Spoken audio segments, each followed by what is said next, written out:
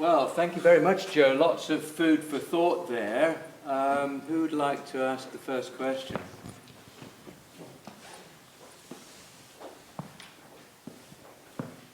I will. I wonder where religion comes in, because scientists haven't managed to discover the different planes on which we live and exist. For instance, we haven't heard tonight about the etheric plane. Have they discovered it? What is Bell going to say about that? I think I was going from the opposite direction. I think what interests me is, I think I got to it because non-locality, woo, wow, that's amazing. The world is non-local. And there are plenty of people who in that sphere would jump on Bell's inequalities. Bell himself wouldn't. He was, a scientist who was simply interested in the science. But you're right, there are many, many people who have jumped on Bell's inequalities and the fact that the world is non-local, or so they say, have reached all sorts of amazing and outlandish and bizarre, from some perspectives, of what the world might be. And it was because of all those extra scientific claims based on Bell's work that I was led to actually look at the actual physics of it, and discover that while non-locality is definitely one way in which you can interpret the violations of Bell's inequality, there are many physicists who don't think that that's what this experiment shows. So in some sense, it shows that you can't actually hang metaphysical conclusions on scientific results, but you can look at what science might say to us if you adopt in your head a thought experiment of looking at it from different theoretical perspectives, one at a time. So you can look at it making those kind of assumptions and say, well, what does it tell us? But it can't tell you that that's the truth. It can only be a vehicle of exploration from a particular standpoint that you've already espoused, because science isn't there to answer or ask those particular sorts of questions, I don't think, quite rightly. Thank you. Yes, I wanted to ask you, as a believer, you are certainly believing in God as an absolute truth and as an eternal truth as well. And now we think about quantum mechanics. Quantum mechanics is not even 100 years old. And even though I think the results of quantum mechanics are far less controversial than you have told us today, I think we as physicists are quite aware of what is an interpretation and what is an actual fact of a prediction of quantum mechanics. Why should we bother about this theory, which we know is wrong, because it doesn't include gravity?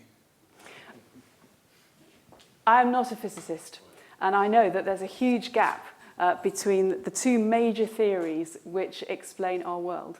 I think I was coming at it from the theology and science perspective, where you read an awful lot of stuff that says, based on this particular scientific finding, you can make this, that, or the other claim about the world. And I was interested to see what kind of claim can you make about the world based on scientific findings. And what I'm not saying is that all of the possible interpretations of Bell's inequality are all necessarily true and right, and that some of them won't fall by the wayside. And in some sense, science is always in the business, isn't it, of progressing, and today's theory is the food for today and tomorrow's experiment, which then refers back to the theory that underlines it and sends it out in new directions. I was just doing it as the opposite way, looking at one particular paper and understanding how scientists interpret this particular paper and how they use it, and therefore what is a legitimate use of science from a theological perspective. I was not trying to make a scientific point, just to say that those of us who are theologians and who, because I believe as a Christian that God created the world, but as a Christian, I believe that God created this world, and that the world that God created is the world that science explores. And there's not some other theological world that has alternative truths. So as a believer, as a Christian, I defer to scientists when they tell me how the world is. As a theologian, I have no ability to make any statement about that whatsoever. What I can do is listen to what scientists say, and also, in a sense, you're making the point, aren't you? Because you're saying the two huge major theories do not give us a coherent account of how the world is. That doesn't mean to say that either of them are wrong, but we haven't yet gone to the next thing. So what I'm saying is that theologians have to learn from science as it really is, and if theologians are wise, they will take on board the fact that if God did create the world, then it's this world he created. Yeah, clearly both general relativity and quantum mechanics are wrong in some sense, that they don't apply to everything. But when eventually, hopefully, a more unified theory is produced, presumably it would have to reduce to quantum mechanics in the small level, wouldn't it? Because, or do you think that might be wrong, even though it seems to work so well? I think even the theory that quantum mechanics deals with only very small scales is not clear. Nowadays, experiments try to see quantum mechanical effects over thousands of kilometers. Yeah.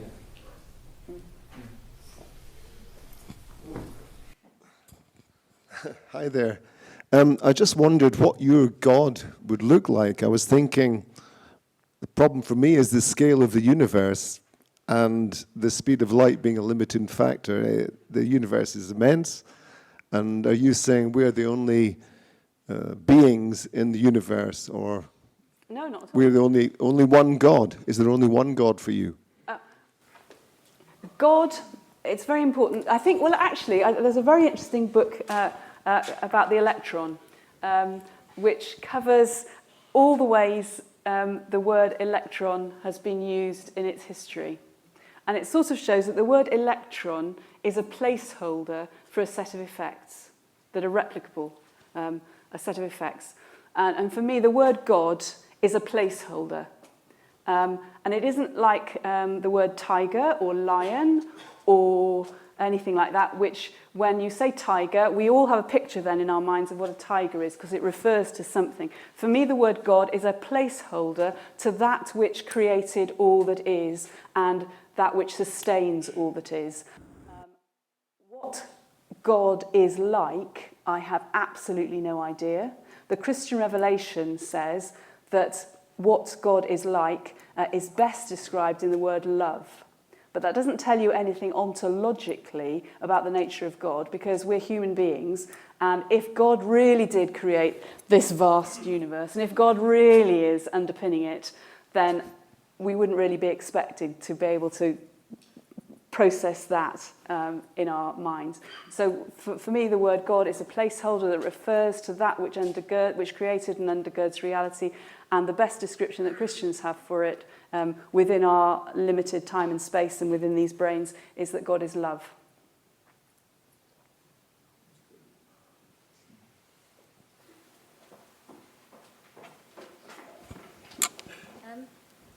Do you think the many worlds theory conflicts with Christianity? I don't think anything conflicts with Christianity. Obviously, it's mind-blowing, but I think it's mind-blowing from almost any philosophical standpoint you choose. But if that's actually correct, then it can't conflict with Christianity, because as I said, this is the world that I believe God created. And if many worlds turns out to be the best way of explaining it, well, that's somehow something how we've got to fit in. No, I mean, it doesn't make a great deal of sense to me, I have to say. And if you push me to say what my preferred interpretation, I'm with the cubists, that the equation is a recipe to tell us what will happen when we do something, rather than a descriptor of an underlying reality. But that's merely my opinion.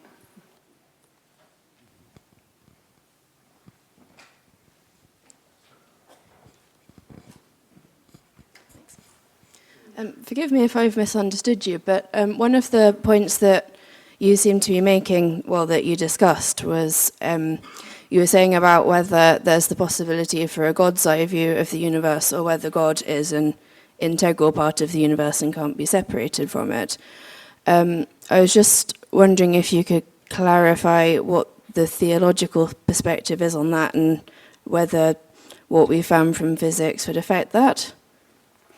Yeah, I don't think I was saying I think I was making the point that given that there is no consensus after, Bell's wrote his paper in 1964 and there's still no consensus on what it means.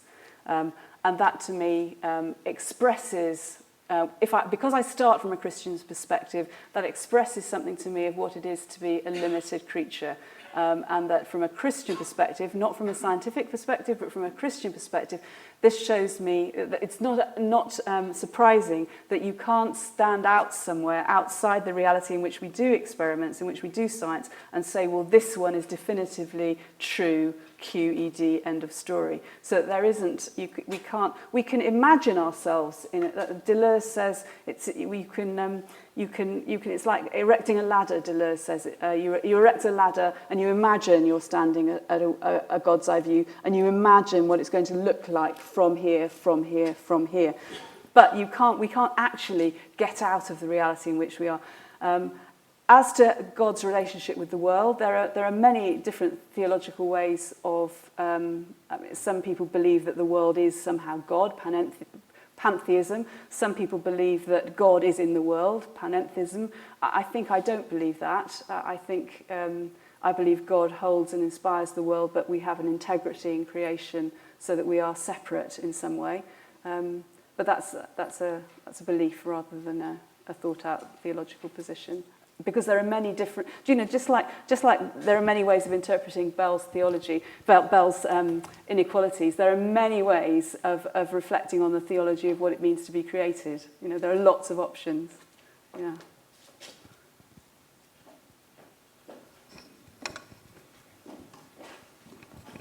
Thank you for the great talk. I'm wondering, is there ever a sense in which we can draw theological conclusions from the science, either in our conception of God or the way that God interacts with the world? The example I'm thinking of, could God know the position and the momentum of an electron? Now that would be yes. What you're saying is there a God's eye view? In that sense, we can't occupy it, but is there one?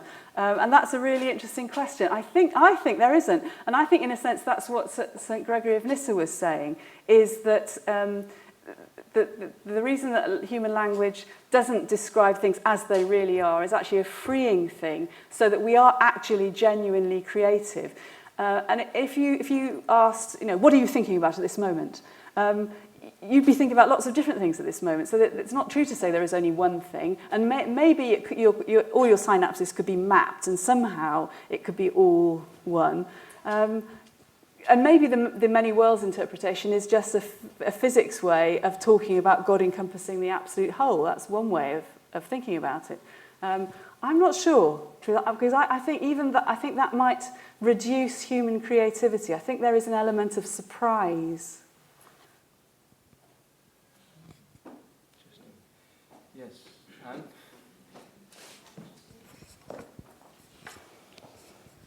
Anne? Joe, what do you think this has to say to us as theologians, those as people living with contingency and the ethics of choice?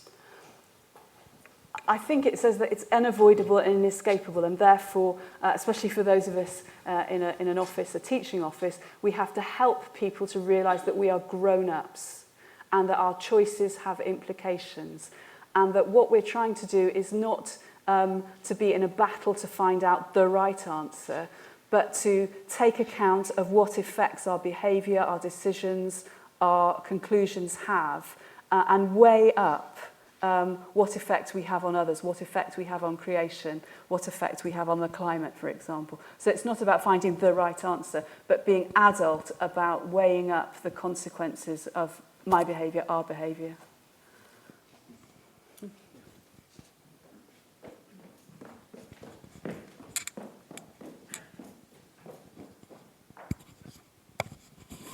I'd like to bring this down to a biblical level. I thought it should be called the Betjeman Lecture because we're summoned by bells.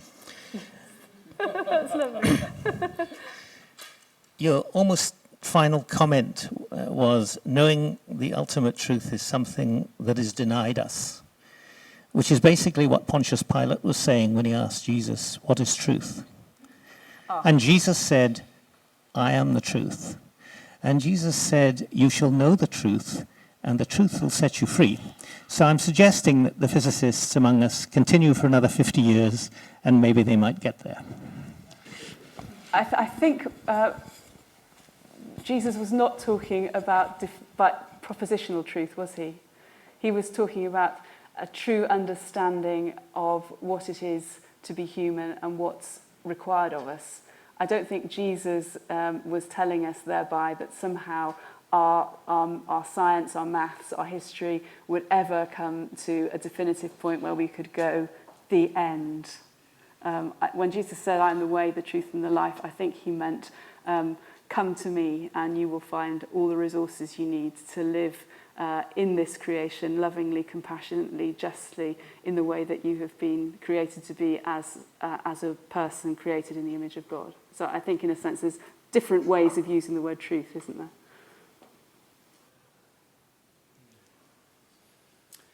Well, I think I should draw this to a close. Clearly, modern science is revealing amazing things to us about the nature of God's universe. And so far, there are very few theologians who are trying to grapple with what modern science is telling us. I'd like to thank Jo most warmly for describing to us the journey that the very brave journey that she's been taking along to try and understand these particular aspects of quantum mechanics.